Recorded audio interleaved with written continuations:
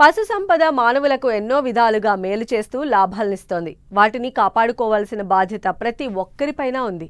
కాలం, వాతావరణాన్ని బట్టి మానవుల మాదిరిగానే పశువుల్లోనూ అనేక వ్యాధులు వస్తూ ఉంటాయి.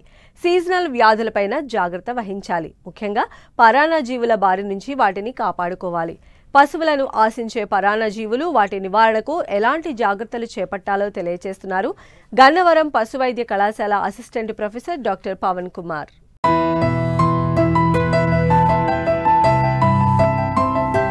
వ్యవసాయ అనుబంధ రంగంగా పాడి పరిశ్రమ వాణిజ్య స్థాయిలో విస్తరించింది.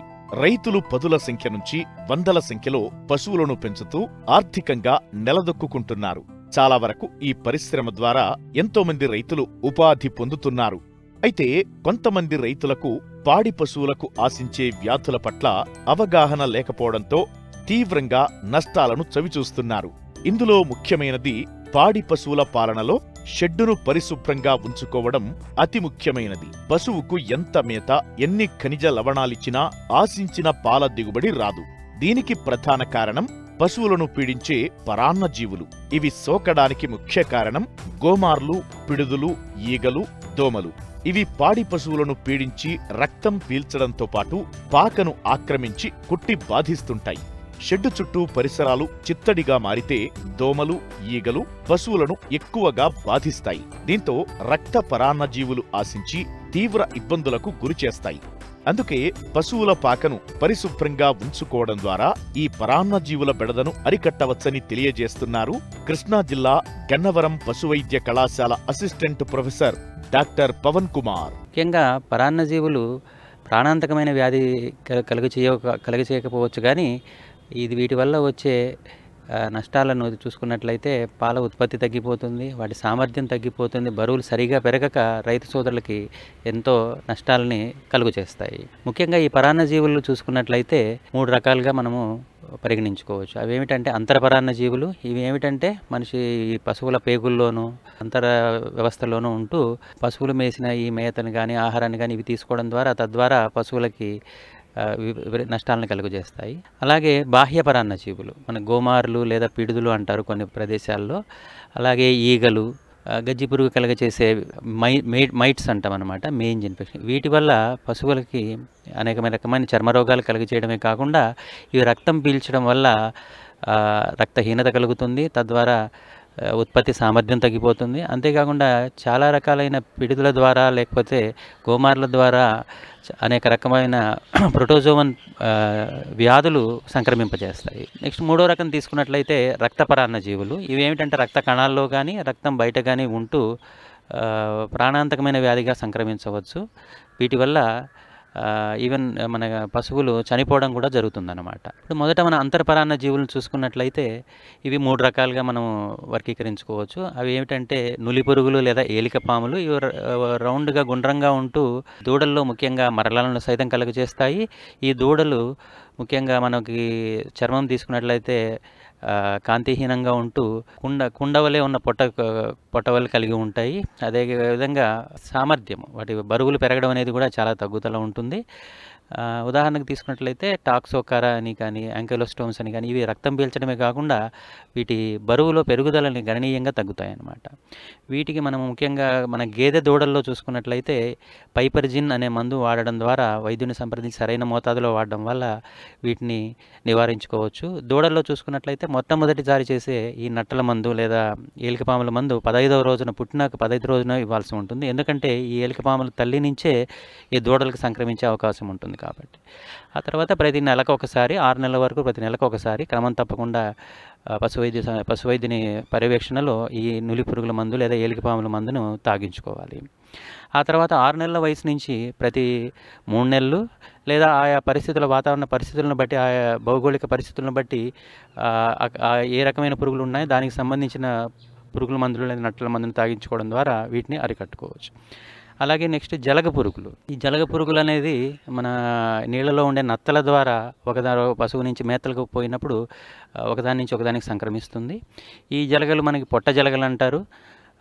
లేదా ఇంకొక రకమైనది లివర్లో ఉండే కార్జపు జలగలు అంటారు. ఇంకొక రకమైన జలగ సిస్టోజోమా నేసేల్ అని ముక్కులో, మన ఈ ఆవుల పశువుల ముక్కులో ఉంటూ మువ్వబంతి అనే రోగాన్ని కలుగజేస్తాయి. వీటికి సంబంధించిన మందులు ప్రత్యేకంగా ఉంటాయి. మనకి ఏలిక పాములు, నులిపురుగులు వాడే మందులు వీటికి సరిపోవు కాబట్టి ఆక్సిక్లోజనైడ్, ట్రైక్లాబెండజోల్ ఇలాంటి మందులను వాడడం ద్వారా ఈ జలగ పురుగులని మనం నివారించుకోవచ్చు. అలాగే ఈ జలగ పురుగులు వచ్చే వ్యాధి లక్షణాలు ఎలా ఉంటాయంటే, పారుతూ ఉంటాయి పశువులు, ఈ గడ్డం కింద లేకపోతే మెడ కింద వాపు వస్తూ ఉంటుంది. పేడ పరీక్షలో వీటిని గమనించి తద్వారా మనం వైద్యం చేసుకున్నట్లయితే సకాలంలో వీటి వల్ల వచ్చే నష్టాలను మనం అరికట్టుకోవచ్చు. నెక్స్ట్ అలాగే బద్దె పురుగులు అంటారు, ఇంగ్లీష్లో టేప్ ఫామ్స్ అని.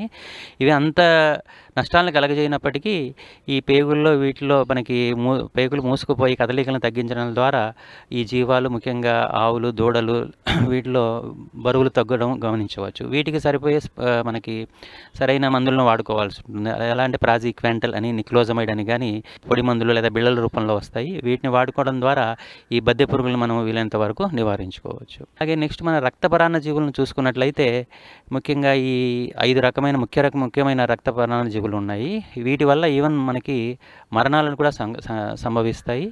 ఇవి మనం ముఖ్యంగా ఉండే సాధారణంగా సంక్రమించే రక్తపరాన్న జీవులు చూసుకున్నట్లయితే ఒకటి ట్రిపనోజోమియాసిస్ అంటారు, లేదా సర్రా అని అంటారు. ఇది ట్రిపనోజోమా అనే ప్రోటోజోన్ వల్ల, రక్తంలో తిరుగాడే ప్రోటోజోన్ వల్ల సంక్రమిస్తుంది. దీన్నే మన వాడుక భాషలో కుందేటి వెర్రి వ్యాధి అని అంటారు. ఈ వ్యాధి వచ్చిన లక్షణాలు ఇవి ఈగల ద్వారా ఒక పశువు నుంచి ఇంకొక పశువు, ముఖ్యంగా గేదెల్లో కనిపిస్తుంది. ఒక ఈగ వ్యాధి సంక్రమించిన పశువు మీద వాలి దాని రక్తాన్ని ఇంకొక పశువుకి, ఆరోగ్యకరమైన పశువు మీద వీటిని రక్తంలోకి ప్రవేశించినప్పుడు ఈ సర్రా లేదా ట్రిపనోజోమియాసిస్ లేదా కుందేటి వెర్రి వ్యాధి అనేది సంక్రమిస్తుంది.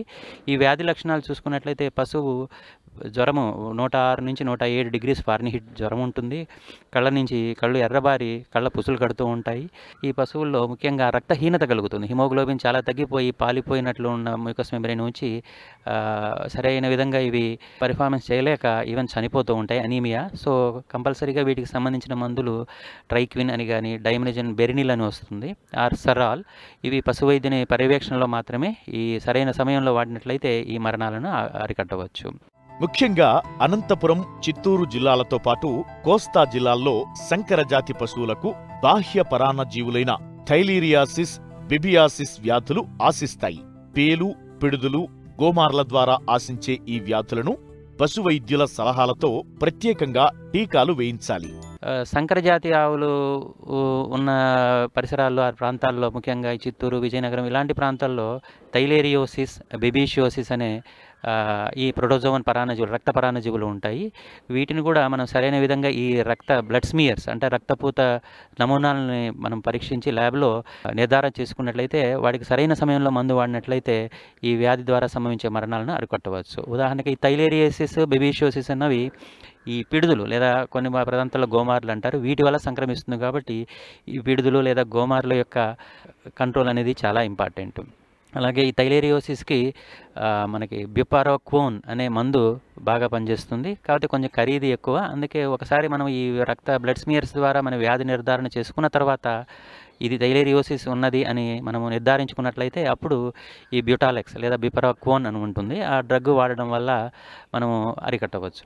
అలాగే బెబిషియోసిస్, ఈ బెబిషియోసిస్లో లక్షణాలు ఏముంటూ ఉంటాయంటే ముఖ్యంగా తీవ్ర జ్వరం ఉంటుంది, 106, 107 ఫారెన్హీట్ వరకు. అలాగే ఈ రక్త కణాలు పగలడం వల్ల యూరిన్ ఎర్రగా ఉంటుంది, అందుకే దీన్ని ఎర్ర నీళ్ళ జ్వరము అని అంటారు. ఇది కూడా పిడుదల వల్ల సంక్రమిస్తుంది. ఈ వ్యాధిని కూడా సరైన సమయంలో మనము గమనించి గుర్తించి బెరినిల్ అనే మనము మందును పశు వైద్య పరిరక్షణలో వాడినట్లయితే ఇది నివారించుకోవచ్చు. అలాగే నెక్స్ట్ అనప్లాస్మోసిస్, ఇది కూడా రికెట్షియల్ ఆర్గనిజం వల్ల కలిగే వ్యాధి. ఇది కూడా పిడుదల వల్లనే సంక్రమిస్తుంది. తీవ్రమైన రక్తహీనత, అనీమియా కలిగి పశువులు ఈవెన్ చనిపోతాయి.